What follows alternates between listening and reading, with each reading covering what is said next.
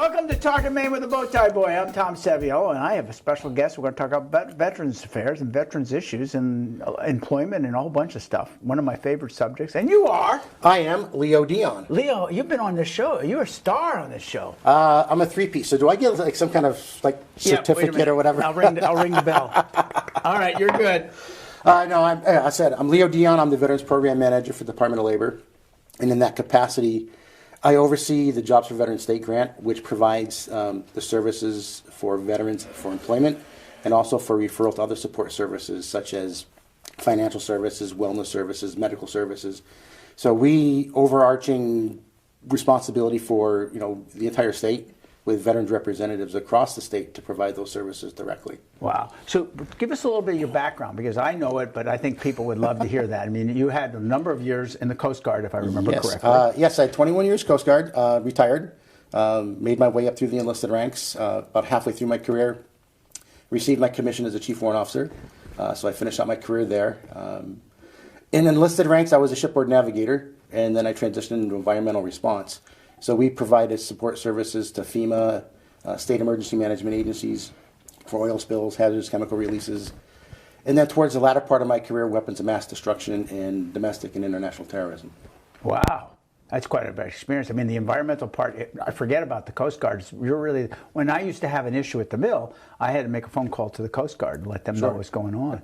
I forget about that. And it's interesting, I had a gentleman on here, Dick Hoisington. He's since passed away. He was 92. He was a veteran. He was driving the landing craft on the D-Day because that was the Coast Guard's job. That's correct. And I didn't know that. I thought that was just part of the Navy. No, he said that was his job. No, back in World War II, the Coast Guard provided individuals, bosun mates, and signalmen to operate the landing craft. And as a matter of fact, one of those operators was Douglas Monroe. He's the only Coast Guard individual that received the Congressional Medal of Honor. He had taken his landing craft out and back multiple times, trying to rescue and recover some of the fallen soldiers. He himself was hit multiple times and was able to successfully 3, 4, 5, maybe 6 trips of rescuing individuals before he succumbed to his injuries and died. So he was posthumously awarded the Congressional Medal of Honor. Only Coast Guard member ever. Wow. I mean, and I just think of the Coast Guard. I mean, my dad was a merchant marine, so he was in the service during World War II as a merchant marine. And one of the things I looked up one time is giving a speech about merchant marines, and they had the highest mortality rate of all the services out there because they had undefended ships. Correct. They would be driving their boat across with supplies. And my dad was one of the ships that went into Murmansk. Wow. And I actually have the 1944 calendar where all the Russians signed it for him because they were so pleased that he made it. But I read about that, and half the ship sunk up there. So, so there's a lot of people that wanted to get rid of me. There was a chance it didn't happen. So you in your past life, you've moved into this position, but you've always been dealing with veterans affairs. Well, after I retired, I did a stint here at the University of Maine Farmington as assistant director of facilities. And over time, it was like, what am I missing? What's not making me me? And so I kind of re-engineered my career at not a late stage in life, but at a moderate stage in life, and really wanted to get back into veteran service work and providing value to my life for those veterans, and was able to secure a position with a nonprofit for a couple of years to really cut my wings and to learn how to do this and do it correctly. Transitioned into the state service as a local veterans employment rep. I was out of Lewiston, which I covered Franklin, Oxford, Androscoggin counties. And then about a year and a half ago, the Veterans Program Manager decided to retire, and I was afforded an opportunity to fleet up. Wow. And we interviewed in all 3 of those sequences. That's correct. That's the 3 bells that we had in the beginning that we did when you moved to the nonprofit, when you did the other job, and now you've moved into this one. Correct. So what are you going to do next? So I have to plan the interview out future. My next interview that you might get with me will be in shorts, tank top, and a cold beer because I'll be retired. We'll be in Guam. But I don't know when that's going to be yet. That's but good. I'll be retired. So everybody has to be thinking about that because at some point you want to be on your own terms. Whatever happens after that, you've made that decision. Yeah. So what are some of the things, you're working for the state now, correct? And you're in the Department of Labor helping veterans as they have. So let's talk about some of the things that you do with the veterans. Well, let me say it another way. If I'm a veteran and I have some concerns, how might I turn to you and what can you help me do? Well, it depends, Tom, on what your concerns are. If it's employment concerns, we can handle that directly. We have veterans representatives that work directly with those individuals to help them with resume building, cover letter creation, interview skills, getting them truly work ready. And then another veterans representative that goes out and advocates for employers to hire veterans. That was my previous position. So I was on the road constantly talking with employers about the benefits of hiring veterans, how veterans can assimilate and fit into your operation and benefit your operation. So you come in and you're looking for employment services, we've got that locked down. If you come in and you're looking for employment services, but you also have other barriers, such as I really need medical services. We have direct handoff referral services to the VA Veterans Benefits, so we can connect them with those individuals to help them start the process for service-connected disability, medical, VA medical. If they need other types of support services, such as financial or personal wellness, we have a range of organizations that can help with that. Part of our job through the Department of Labor is the Maine Military Community Network, and that is an organization. Picture a big wheel, the veterans in the center, and the Maine Military Community Network is around the hub or the wheel, the rim of the circumference of the wheel. And we have all these spokes, and in these spokes are services, agencies, organizations that can help provide those services to assist the veteran. And the Maine Military Community Network serves as that wheel. We have regional groups around the state. For example, Franklin County has their own group. I chair it. We meet quarterly. And it's an opportunity for resource providers to get together and talk about what services they have available. So when they're confronted with or get in contact with a veteran, they can best serve that veteran based on what their barriers and their challenges are. So talk about that a little bit more. Who's on that board? And if I, again, as a veteran, wanted to reach out with some of those services, that's I didn't know about that. Yeah. Like I said, not every county has their own Maine Military Community Network regional group. However, there are enough groups across the state that canvass the entire state. So, for example, our group, we have UMF, because they have a veteran services component, North Shore Behavioral Health out of Wilton. The VA sends representatives. The Vet Center, which is out of Lewiston, the closest one's Lewiston, but they provide mental and emotional support primarily for combat-related veterans.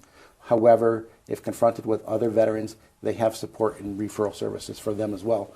So our regional group is a myriad of different organizations that come together, and they pass along information such as when the next veterans events are, what they are they open for everybody?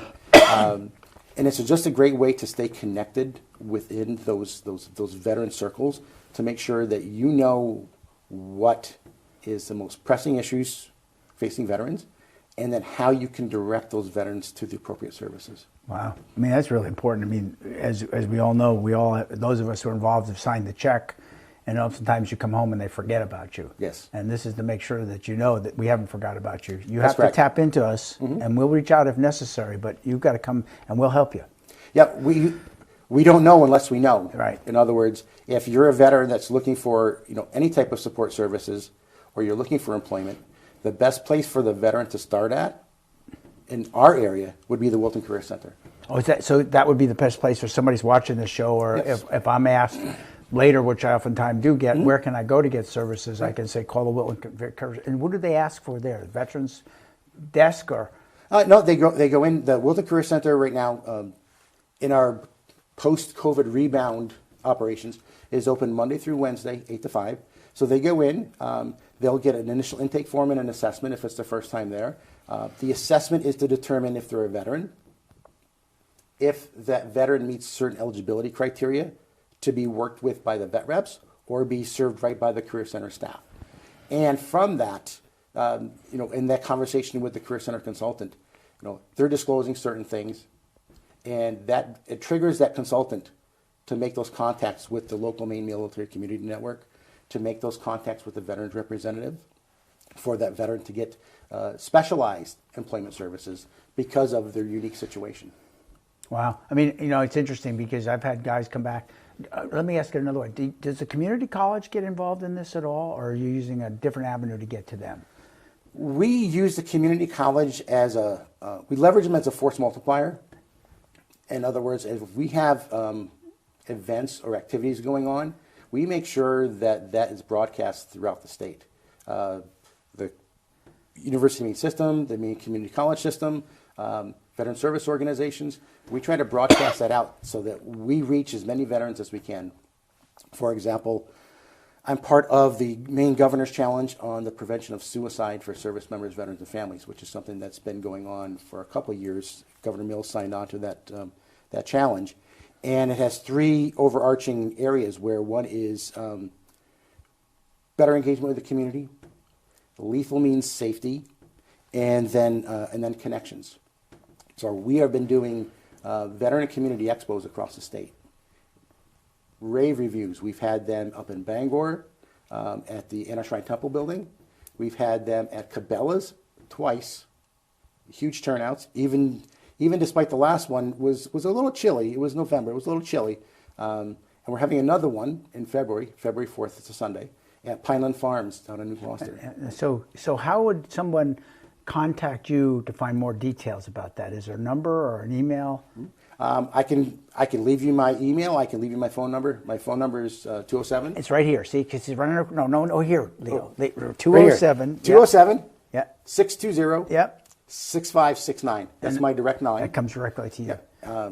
You won't have to press 1 to reach anybody. It's a cell phone. It'll go right to me. Those events are open to the public. We do them on weekends specifically so that if you're a working veteran and you can't take time off, you can go there. We'll have the Veterans Administration will be there to talk about medical benefits, talk about service-rated compensation, and a lot of other support organizations that are there. So it's a great opportunity to get together the family. Operation at Ease is another nonprofit organization. They have been putting on lunches at those events as well. Really? And I believe they're doing this one. So come down to Pineland Farms Vast. Maybe you can do a little bit of winter activities, get some information on veteran services, grab a free lunch, and make it a day for the family. And it's a great way to find out information of what can be out there to help you. So you've done 3 of these. The plan to do more over time? Yes. We're trying to do at least 3 or 4 a year. And we're trying to divide them around the state so that we get statewide coverage. The lead on that is the Veterans Administration. The Veterans Benefits Executive Director, Jennifer Bover, is fantastic. She's been spearheading that. And our team, our employment team, has been in every one. So if you're looking for employment, not necessarily if you're looking for your first job, second job, third job, what if you're working and you've got some good skills and you want a career upgrade? Let's help get you from that $15, $16 an hour up into the mid-20s, maybe even $30 an hour bracket, based off your previous military skill sets. And that's something people forget. I remember when friends of mine that have come back from Afghanistan or wherever, and they say, well, I don't have the skills. And it's like, yes, you do. Yeah, maybe cleaning an M16 you don't think of as a skill, but there's a mechanics behind how you do that can be applied to what you want to do. So don't get hung up on the fact that your manual is all about military. What you've learned is discipline, leadership, mechanics, whatever. It really ties in, and you can use that as criteria as you go forward. And we tell that the veterans that come in that are needing services, especially employment services, well, I don't have any skills. So, well, how long were you in? I was in 6 years. What branch? I was Army. What pay grade were you? I was an E6. So that's a mid-level enlisted. So they're a non-commissioned officer. Let me ask you this. Did you ever lead people? Yeah. Well, yeah. Did you ever do reports? Did you ever do financial reports? Yeah. And so you have leadership, communication, team building, administrative skills, communication skills. These are all those soft, intangible skills that are honed over a period of time. You can't go to a class and learn them. They're honed over a period of time, and that's what employers want. Yeah. Employers can teach, like you said, the mechanics of the job, whether it be in production, fabrication, manufacturing, medical, whatever the industry is. The mechanics of the job can be taught. The values and characteristics and attributes cannot. And that's what employers want. I would That's why agree. veterans are, highly Valuable sought people, after. yeah, absolutely, because they've done that. I mean, the people, they forget that. They think I'm in the military, I didn't learn anything. I've come out, I've had a job for 4 years, 6 years, 10 years. I don't know anything. Yeah, you do. You know a whole bunch of stuff. That's correct. And you've done stuff that will help you as far as that's concerned. So you talked about the Hire a Vet program. That's the program that you're going to have this training at, or is that a different program? That's a different program. The trainings that we have, part of the Maine Military Community Network, are separate. So myself and several other of the vet reps are actually leaders in the Maine military community environment, and we also participate in the steering committee. You look at the umbrella, the steering committee's on the top, and then you have all the regional groups around it, and they disperse that information. The Maine Hire Vet campaign, while we're trying to get veterans hired year-round, and we do a really good job of it, the Maine Hire Vet campaign is our focused annual push in the fall to get at least 100 veterans hired in 100 days by 100 employers. And we started back in 2015, and since that time, we have over 2,000 veterans hired by over 1,600 employers. Wow. So we take great pride in that. This coming year, 2024, will be our 10th anniversary. So we're hoping to do some special things for that. Our numbers were really good prior to COVID. COVID hit us, it hit us pretty hard, where we couldn't meet in person, but we still delivered the campaign virtually and had 145 hires that year. Really? Because COVID was tough. I mean, that's one of the questions I wanted to ask, is how COVID affected you. That's pretty good during that time. I mean, COVID affected us in a lot of ways, the Maine Hire Vet campaign being one of them. And before I finish on with COVID, the Maine Hire Vet campaign, so we rebounded pretty well. This past year, we listened to employers because we do a lot of feedback and surveys. We want localized in-person events. So we brought it to them this year in 2023. We went up to Bangor, we went to South Portland, we went to Auburn, and of course we do our kickoff event in Augusta. And we totaled out with 237 veteran hires this year. Wow. Yeah, and I think, I'm trying to remember why all of a sudden it dinged on me to say, have you come back on the show? Because you got interviewed on TV on one of these things. And I remember sitting there saying, how did that ugly guy get on there? And you were doing one of these programs. Yes. And that's what struck me. So I hadn't had you back on again. Yeah. I'm the campaign coordinator. I have been for several years. It used to be when I was a vet rep, myself and the Portland vet rep were co-coordinators. And unfortunately, he unexpectedly passed away at the age of 65. Ooh.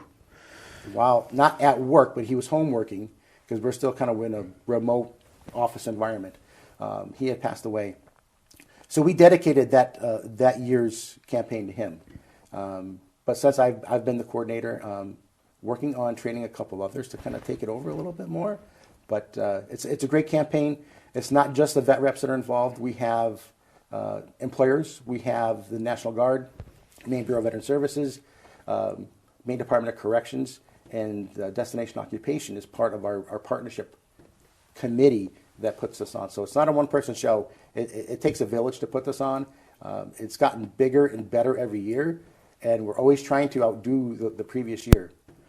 You've done pretty well at that. Well, when you talk about the COVID, how has it affected employment? COVID's really affected employment in a lot of areas, not only for veterans, but I mean everybody. Employers are hungry for people. People, I don't know what's happening, but I think during COVID they found other ways to survive and get by, and so maybe they reevaluated their employment situation, and maybe they don't need to work, or they don't need to work as much. So that's changed. On the veteran side, we are still trying to advocate that veterans are an untapped, underutilized labor force that could be a big benefit to an employer. And I think that's coming around as a result of 237 hires this past year on the campaign. But we're still feeling the effects of COVID. I work 2 days a week in my office in Augusta, and the other 3 days a week I work from home. Mm.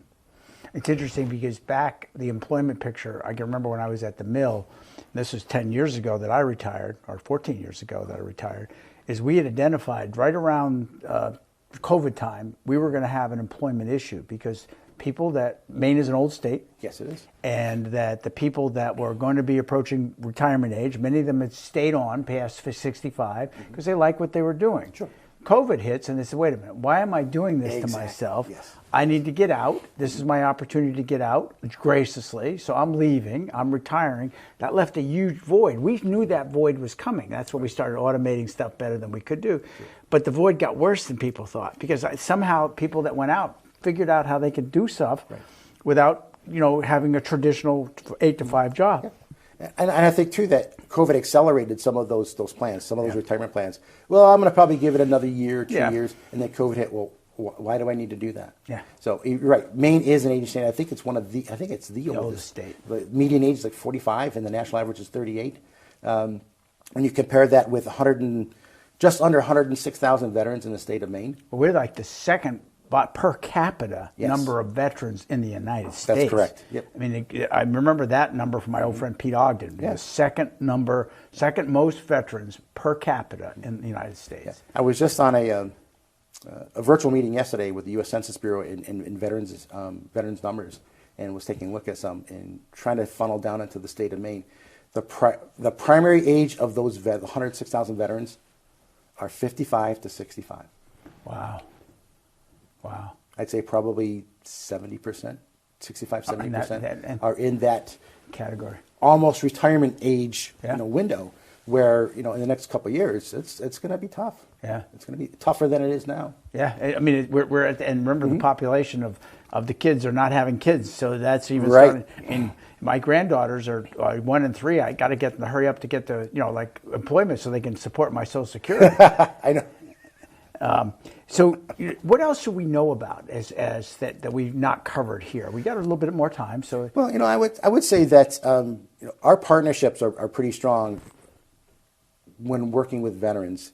So you come in and they can't help me because I'm not looking for employment. Well, yes, we can. We can talk with you. We can find out what your challenges are.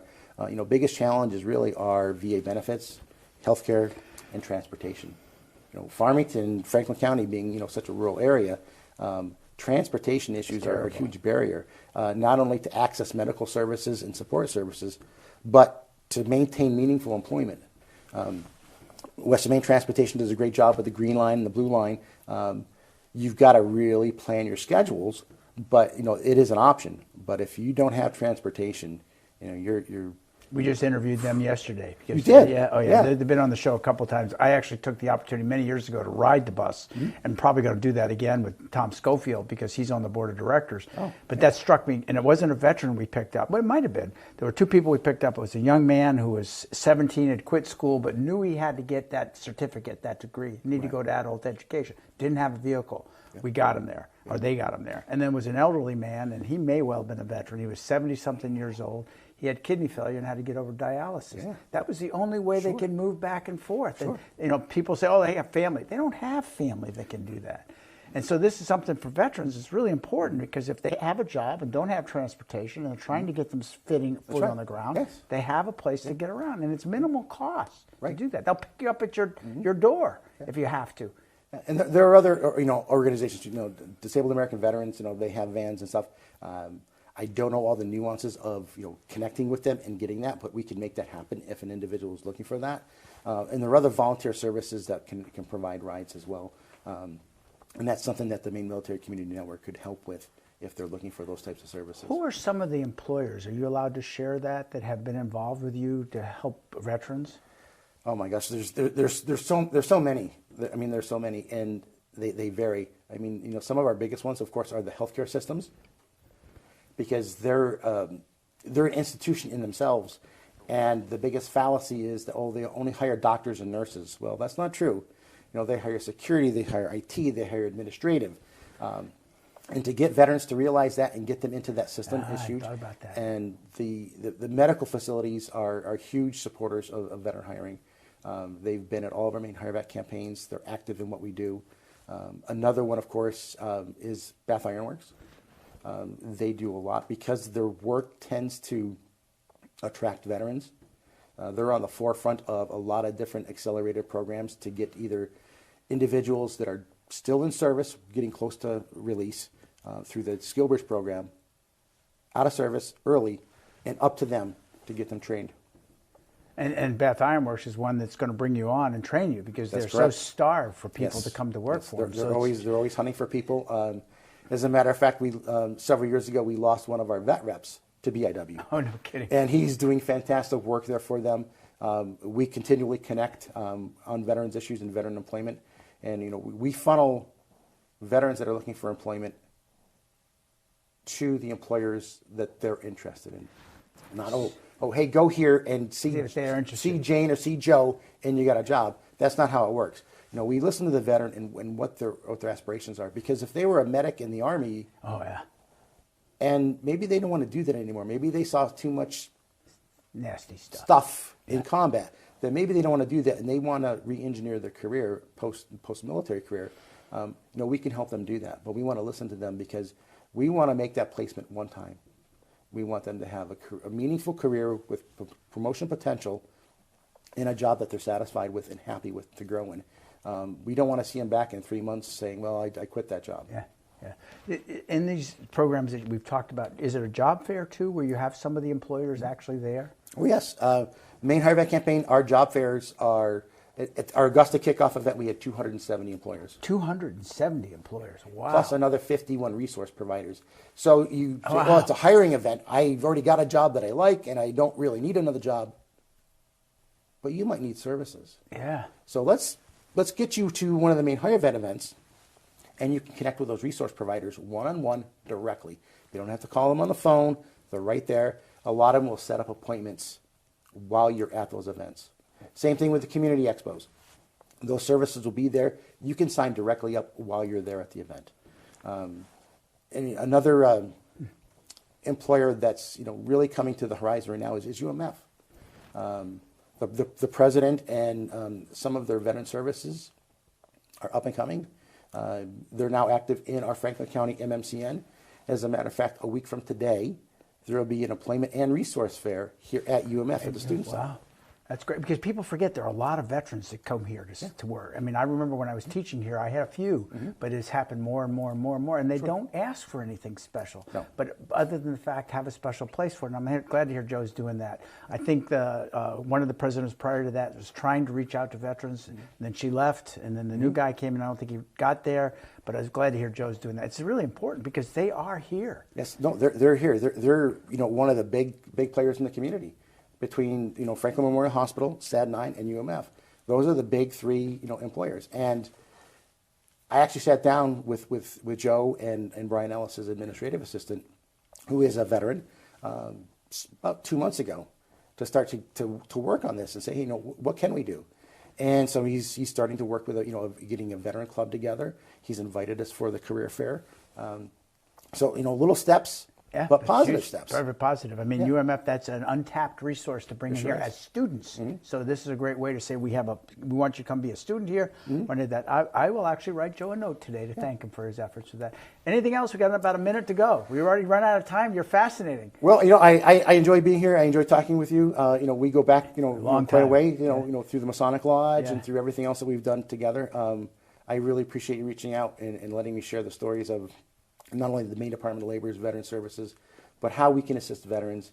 And, we do it 24/7. It's not just our profession, it's our passion. We take great pride in it. And if you're a veteran needing services, just reach out. And then again, we're going to run the phone number right there. Call Leo right on the line. He'll help you. I know he will because he's a good man. Thank you, brother. Thank you very much. Thank you, Leo. Appreciate it very much. Thanks for tuning in. Please, if you're a veteran and you see this and you need help, give Leo a call. And if you can't get him, call me, and I'll try to direct you to as best I can, because thank you for your service to this country. Without you, we'd be speaking a whole different language today if we were here. We'll see you next time on Talkin.